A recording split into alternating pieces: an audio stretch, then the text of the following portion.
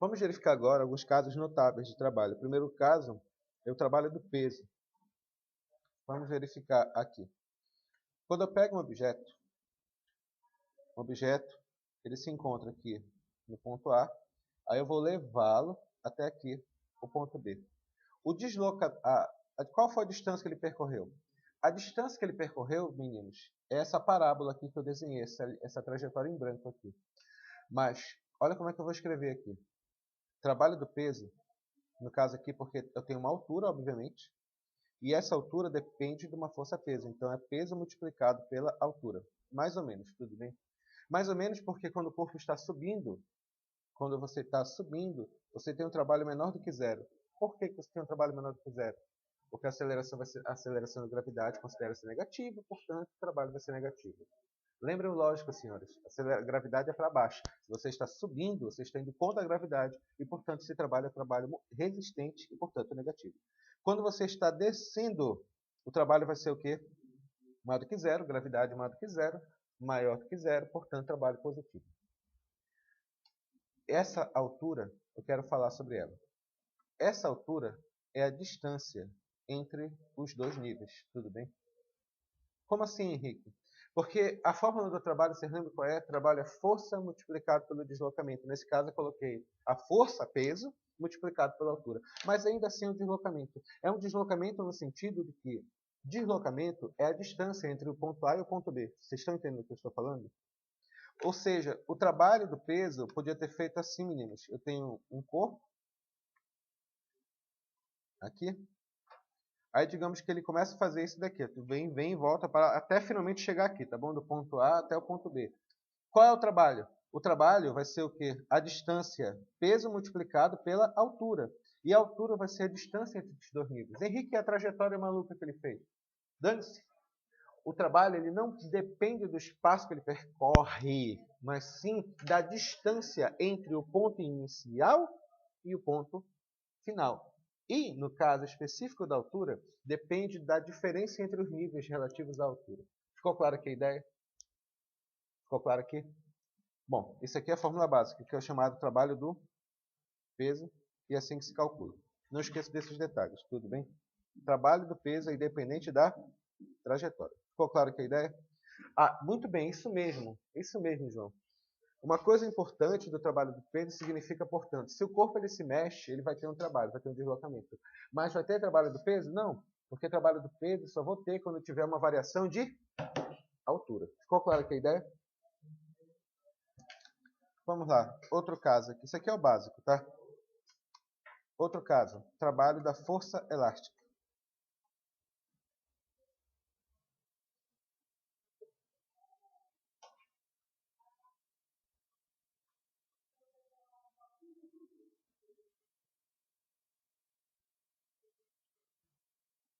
Trabalho da força elástica.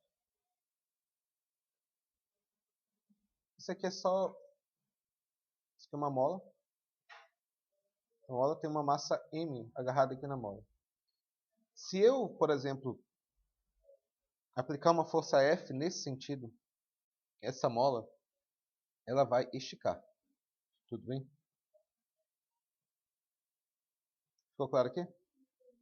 A diferença, senhores, esses dois níveis, está vendo isso daqui? Isso aqui é o X. Esse X chama-se deformação da mola.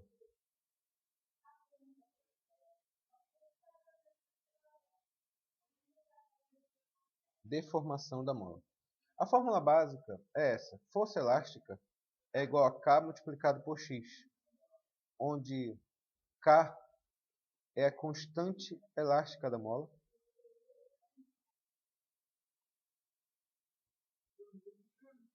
dada em Newton por metro, e X é a deformação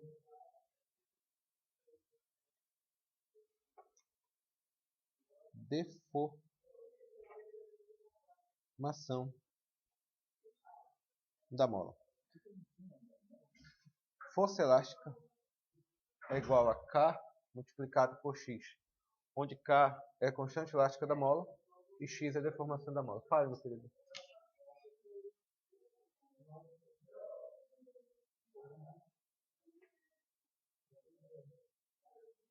força elástica é igual a K vezes X.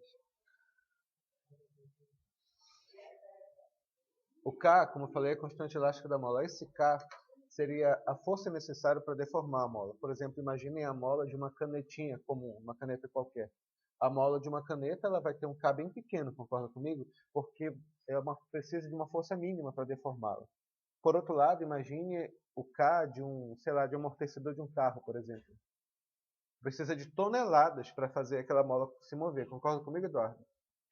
Então, cada mola vai ter o seu K, que é a constante de proporcionalidade de deformação. Ficou clara a ideia? Tá, e daí, Henrique? O que isso tem a ver com o trabalho?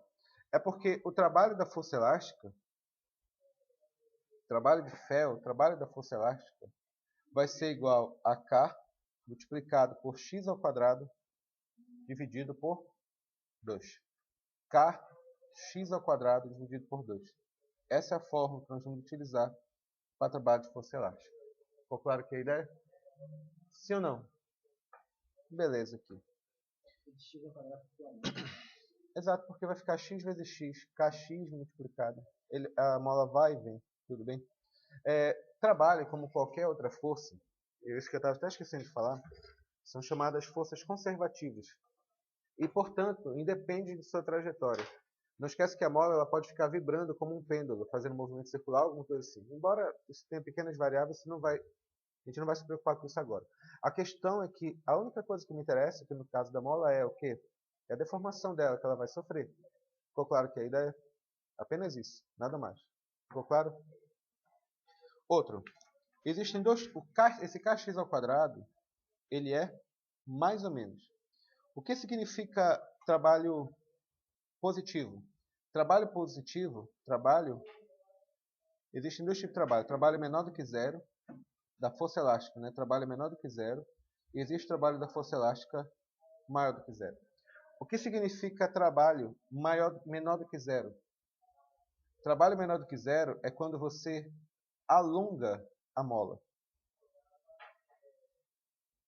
Quando a mola ela é alongada.